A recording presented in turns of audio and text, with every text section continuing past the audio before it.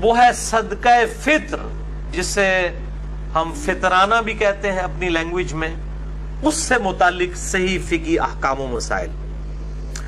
اس context میں انشاءاللہ ہم کل 3 ہی احادیث کو کور کریں گے، اور پھر انشاءاللہ اگلی گفتگو اگلے ہفتے ہوگی۔ پہلی حدیث صحیح بخاری اور صحیح مسلم کی متفق علیہ حدیث ہے، مشکات میں 1815۔ سیدنا عبداللہ بن عمر رضی اللہ تعالی عنہما کا بیان ہے کہ نبی صلی اللہ علیہ وآلہ وسلم نے مسلمانوں کے ہر غلام اور ہر آزاد، ہر مرد اور ہر عورت،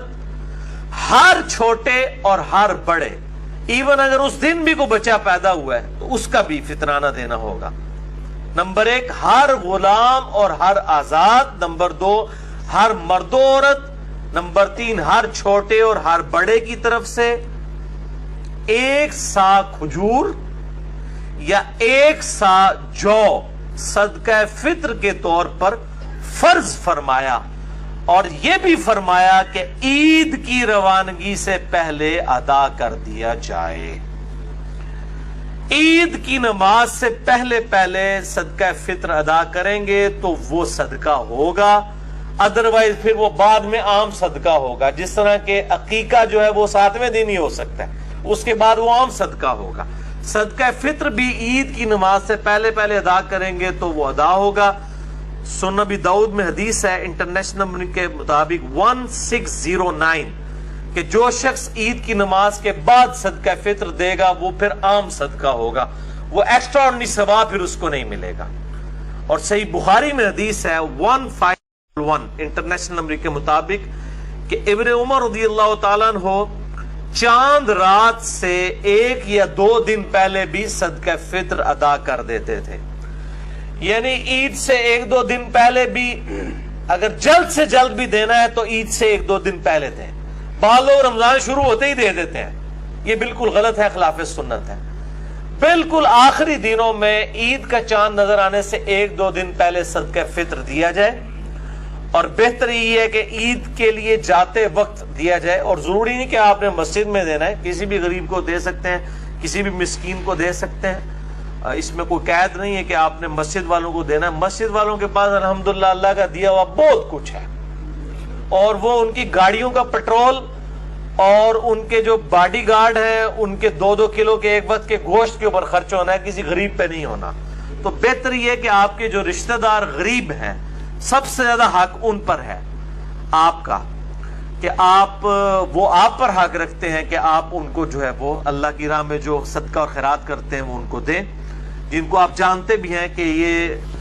انہوں لاؤ گے تو لگ بھی جائے گا انشاءاللہ تعالی۔ تو یہ اس میں ابن عمر کہتے ہیں 1 سا کھجور اور 1 سا جو۔ یہ سا کیا ہے یہ میں انشاءاللہ بعد میں بریف کرتا ہوں۔ دوسری حدیث بھی بخاری اور مسلم دونوں میں ہے،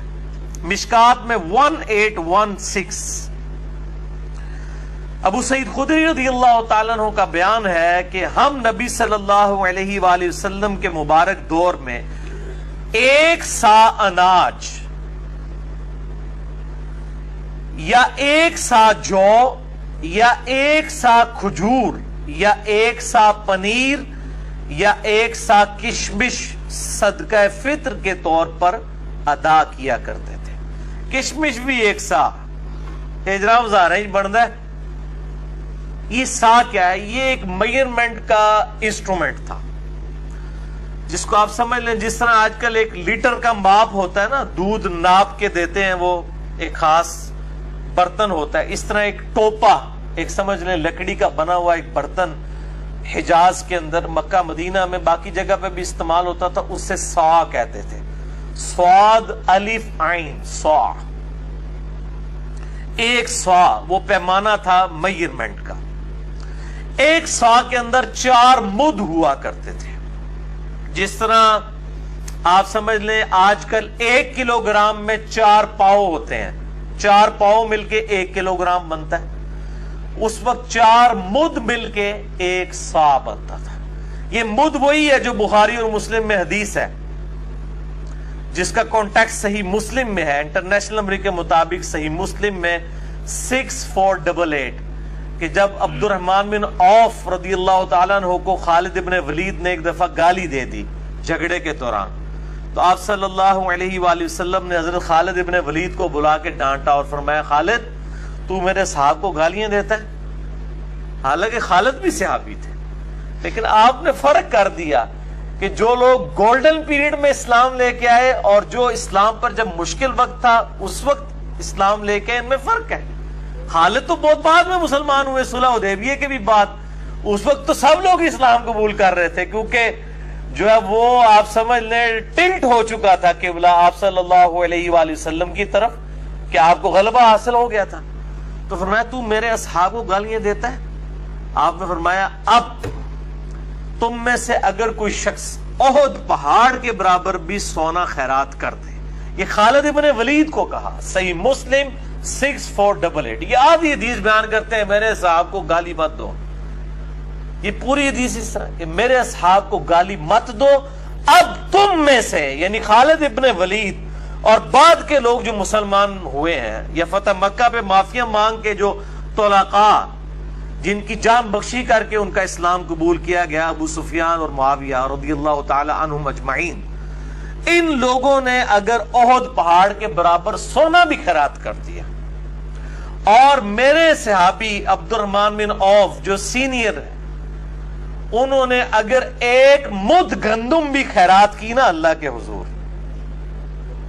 تم اس کو بھی نہیں بلکہ اس کے آدھ کو بھی نہیں پہنچ سکتے۔ ان مد سمجھ آیا جائے، ایک سا کے اندر 4 مد، اور مد کے آدھے کو بھی نہیں پہنچ سکتے بعد کے لوگ۔ یہ ہمیں حدیثیں سنا رہے ہوتے ہیں، یہ ہے ہی بیسیکلی ان اصحاب کے بارے میں جو بعد میں مسلمان ہوئے ہیں۔ ہم تو ظاہر ہے ہم تو کچھ بھی نہیں ہے نا، لیکن اصل میں پورا کانٹیکسٹ اس حدیث کا بتانا چاہیے۔ تو یہ وہ مد ہے، ایک سا میں 4 مد ہوئے، میم دال مد۔ آج کی ڈیٹ میں ایک سا جو ہے وہ 234 تولہ بنتا ہے۔ تولہ پوری دنیا کے اندر استعمال ہو رہا ہے۔ ایک تولہ جو ہے وہ 11.664 11.664 گرام کے برابر ہوتا ہے ایک تولہ۔ تو ایک تولے کو آپ ضرب دیں 234 کے ساتھ، ایک جو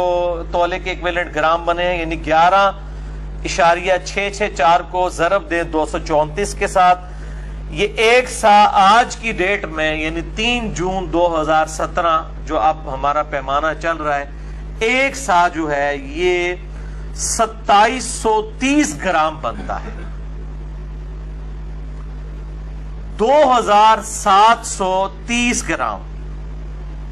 2730 گرامز، یہ تقریباً آپ سمجھ لیں اس کو راؤنڈ آف کریں تو 3 کلو بن جاتا ہے، 3 کلو گرام، یعنی 3000 پورا ہوتا تو یہ 3 کلو بن جاتا۔ تو آج کی ڈیٹ میں ایگزیکٹ اگر بات کریں گے تو ایک سا جو ہے وہ 2730 گرام ہے،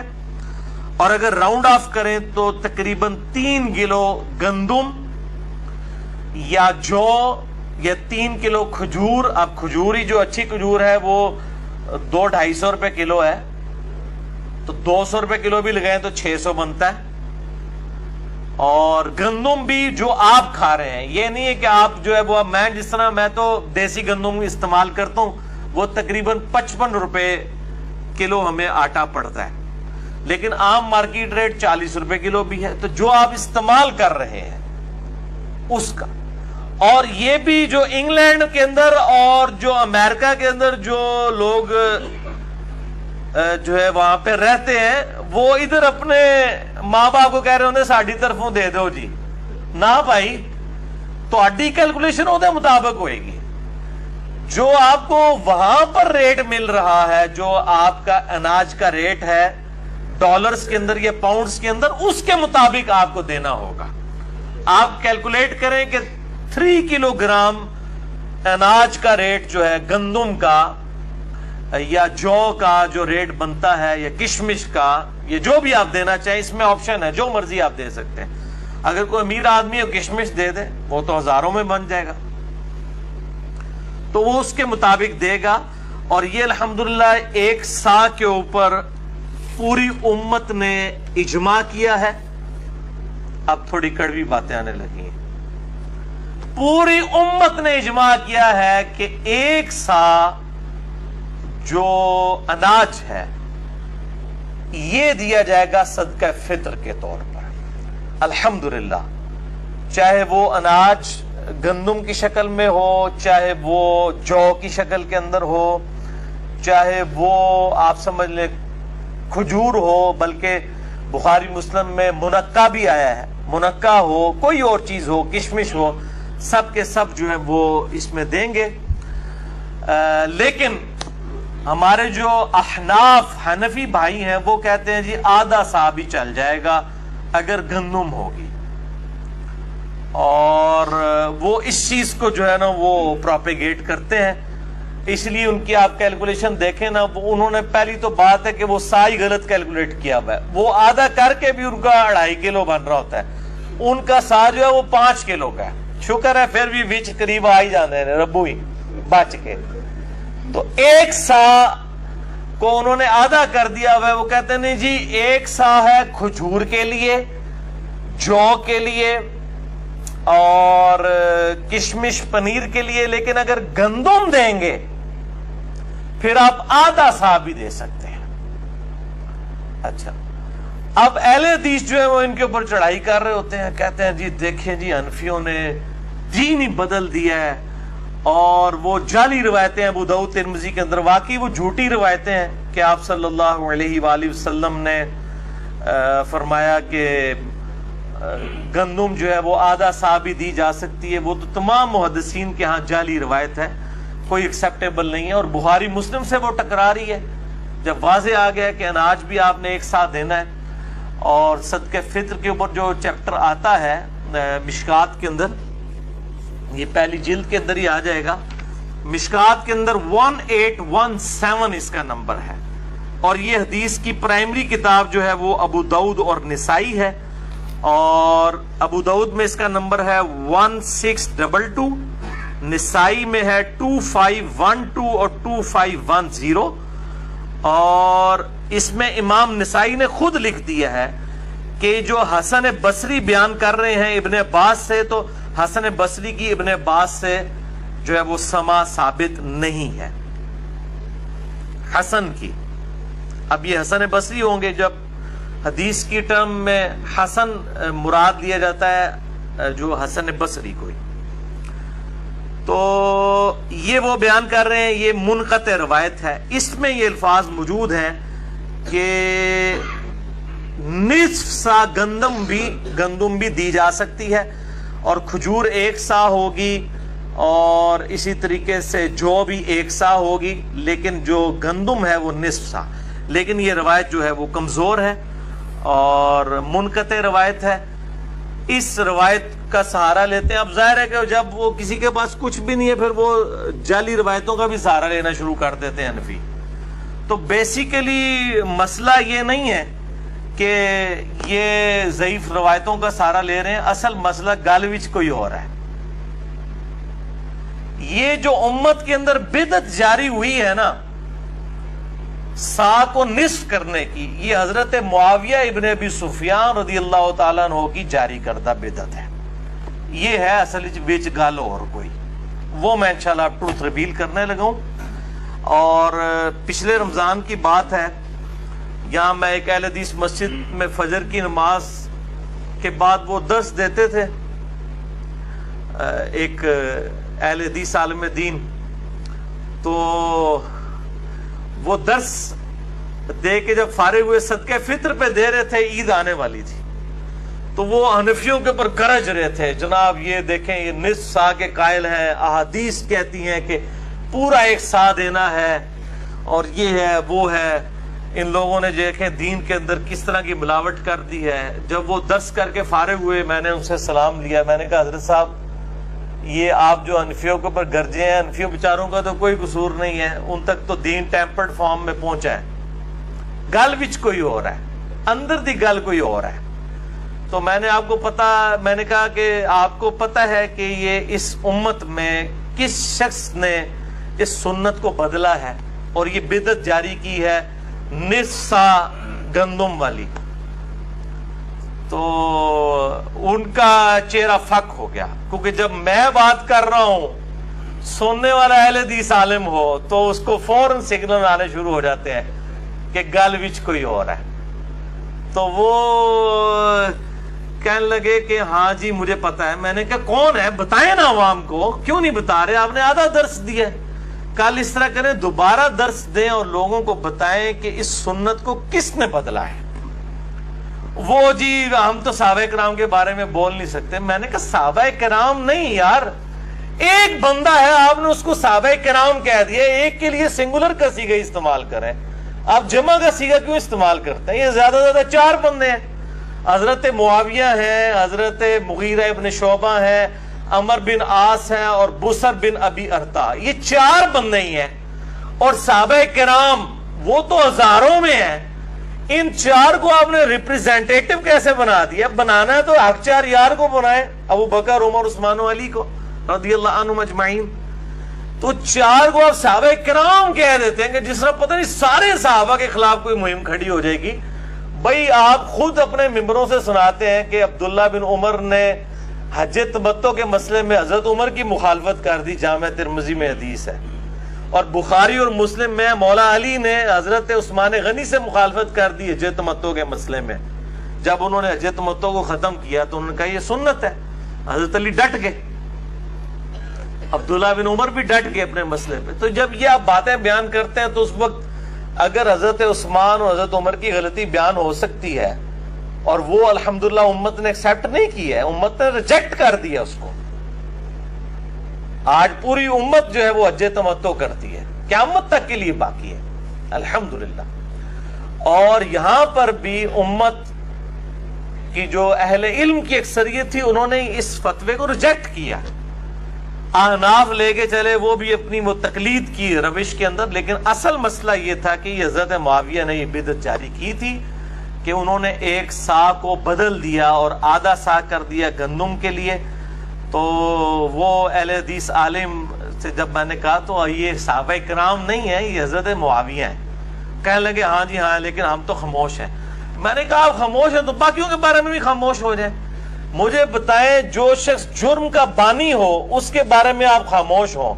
اور جو بیچارے اس کو دیکھ کے جرم کر رہے ہوں ان کے اوپر آپ اتنی زبان کھول رہے ہوں، تو یہ تو 2 نمبری۔ ٹھیک ہے،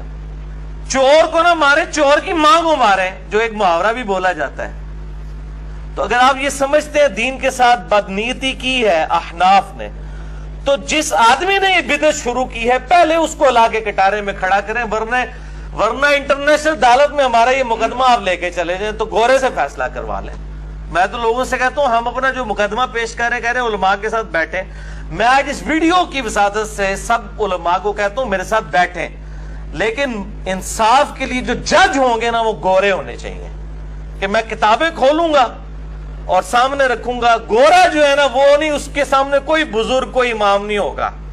نہ اس کے سامنے کوئی ہوگا کہ یہ جی مشاجرات صحابہ ہیں، نہ، وہ جب حدیث دیکھے گا کہے گا نہیں بھائی غلط ہے، کوئی بھی کرے۔